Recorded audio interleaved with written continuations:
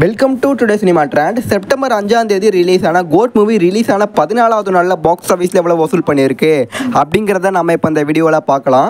Code movie release ஆன 14வது நாளில் மட்டுமே தமிழ்நாட்டில் 5 கோடி வரையும் வசூல் பண்ணியிருக்கு. கேரளாவில் மட்டுமே 10 லட்சம் வரையும் வசூல் பண்ணியிருக்கு.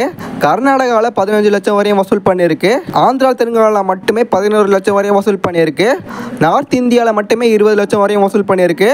மொத்தமாக கோட் மூவி ரிலீஸ் ஆன 14வது நாளில் மட்டுமே வேர்ல்டு வைடா பாக்ஸ் ஆஃபீஸில் 8 கோடி வரையும் வசூல் பண்ணியிருக்கு. கோட் மூவி ரிலீஸ் ஆன இந்த 14 நாட்களுக்குள்ளேயே வேர்ல்டு வைடா பாக்ஸ் ஆஃபீஸில் 431 கோடி வரையும் வசூல் பண்ணியிருக்கு.